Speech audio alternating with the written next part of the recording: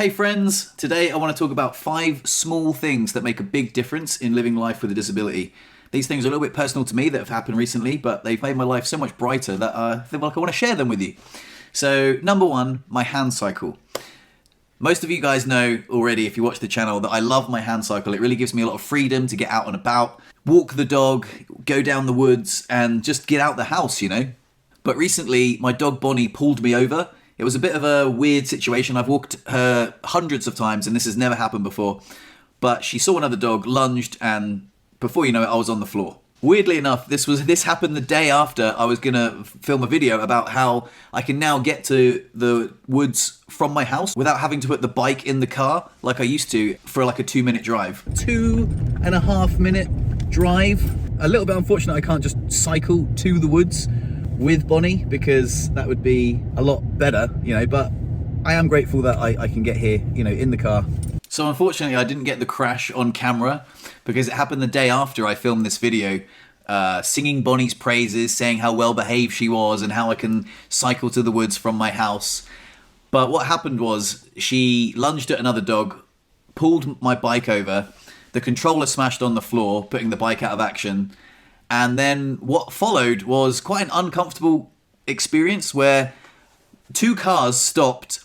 A lot of people got out to try and help me. And to be honest, they had the best intentions. Like you could see a man in a wheelchair on the floor.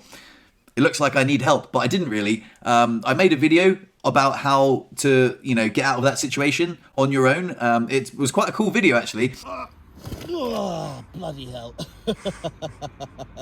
But I understand that people can't see that. And also, I was with Chris, so we could have handled the situation on our own. But as a grown man, I know that I'm a man in a wheelchair, but I feel like I have agency and autonomy. And the way they were just grabbing at me sort of non-consensually, I was a bit like, hey, just leave me alone. Like, what the hell? What do you think, I'm bloody helpless here on the floor? So it was a bit of a weird situation. It did really make me seem quite ungrateful, but at the same time, I just wanted, you know, it was such a shock that when I fell over, I was just like, oh my God, you know, like the bike's broke, I'm not hurt, I'm grateful, but I'm so angry at the dog. It was just a whole mix of emotions that it really, really got the most of me, to be honest. My bike is fixed now. A very kind gentleman named Tim came over and helped me fix it. The bike is not very user-friendly when it comes to spare parts, but hey, listen, I'm back on the road, I'm reunited with my freedom, and that means the world to me. Not only to have my freedom back, but to be able to contribute, to be able to take the dog for a walk, like to tick that off the box, you know, like, oh, I walked the dog, don't worry. And I love the looks I get in the Duresh when I'm walking the dog. Everyone's like, oh my God, look at the guy in the wheelchair walking the dog. And she was immaculately behaved today. And I think like me not walking the dog, even though it wasn't really my fault that the bike was broken and it was ridiculously hard to fix, made me feel like I wasn't contributing enough. It doubled down on the feelings of uselessness that I was kind of feeling anyway. But to actually get out once again, walk the dog, get back, you know, also get out the house. Like Chris has been complaining is maybe communicating with me that it would be really nice if she could have some time on her own in the house. Yeah, so the fact that, you know, she gets home, the house is empty, she doesn't have to walk the dog.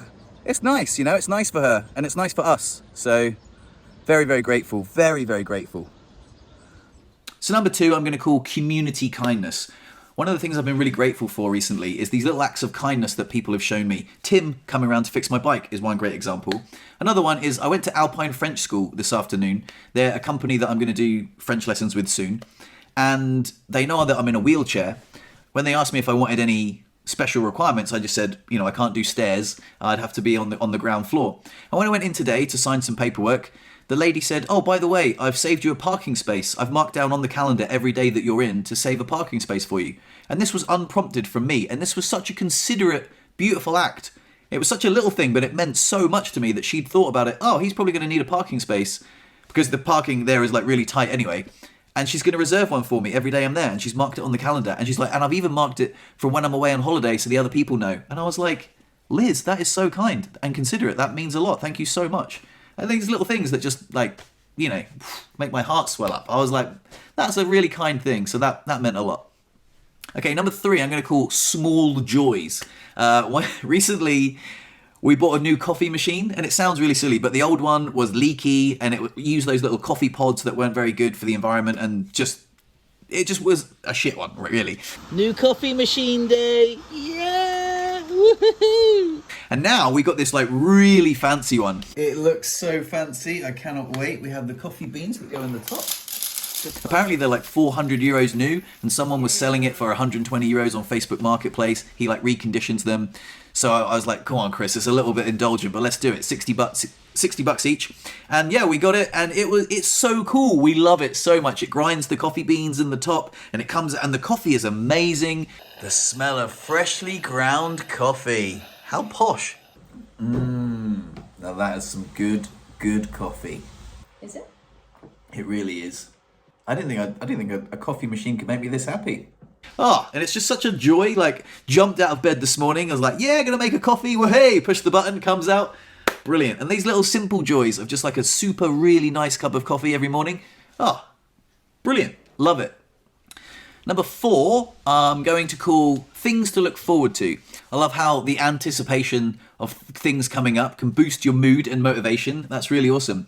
I've got a croupier training coming up in September to go and work in a casino as a poker dealer, and I like playing poker anyway, but everything's in French, so it's quite overwhelming to go and do this training in French and then working in French, having to like work out all the calculations in French as well. If you know French numbers, they don't make sense, but that's also something that's very exciting. I've been working on like replacing nervousness with excitement. I actually learned it from a magic podcast I've been listening to recently, and they were saying how nervousness and excitement are just so very, very similar physical emotions, but nervousness, you sort of focus on all the things that can go wrong, but excitement, you think of all the things that can go right. So I'm trying to be really excited about the things that are coming up rather than nervous. Another thing that we've got coming up is a relationship rising retreat, and it's in Glastonbury, and it's with this lovely couple called Dan and Jenny, and they just seem really lovely. We had a Zoom call with them. They led like a little guided meditation, which was powerful. Like, I was in tears. I looked over, Chris was crying as well. It was really nice. It actually inspired my last video, the welfare trap, about feeling a sense of untapped potential. That really came up for me during that Zoom call, and I'm really excited to go spend 5 days with them in Glastonbury. And I think it's like going to be a real investment in our relationship. I know that we've just started living together, and we want to spend the rest of our lives together, really. So if we can learn to communicate better and make this little investment, I'm sure it's going to pay dividends for us and our communication. So that's really cool. That's something to look forward to. And number 5, I'd like to call creative wins. I've got a passionate hobby at the moment, and it's magic. I have become quite a decent magician recently. If for any of you guys that have watched the podcast recently, that you'll know that I do a magic trick every week for Brittany, and I've just been performing some brilliant magic in real life recently. I was at a camping trip the other day, and I managed to do this beautiful impromptu trick, and I made this girl a impromptu birthday card out of a card. It was like a torn and restored trick. It was beautiful. It was really nice. She was blown away. She was absolutely stoked. Had a really tough crowd the other day with my friends, like friends and family are like some of the toughest people to do magic to, and I managed to just blow their minds. It was really great. It was just 3 simple tricks. Well, I say simple, but it was well executed tricks that were just well delivered, and I felt really proud of myself for doing them. And also, I've entered a magic competition. One of my favorite YouTubers has created a competition where you have to create an original magic trick using a banana, a book, and a deck of cards. So, and you got to do it in 3 minutes. So I had to reverse engineer this trick. It was really great to get my creative juices flowing. Anyway, I performed it last night at a restaurant. We went out for dinner, and yeah, it went really well. I'm really stoked with it. I'm really stoked with the performance. I'm really stoked with the punchline at the end. Like, it's a beautiful trick. And regardless of whether I win the competition or not, it was really beautiful to be put in that creative space, especially with given these constraints. You're like, oh my god, a banana and a book, like how am I going to do that, and a deck of cards. And so yeah, it was really cool. Absolutely loved it. So yeah, my life's just really full recently, and I just wanted to take a note as well at the end. The reason that I can count these little wins so easily is because I keep a gratitude journal every day.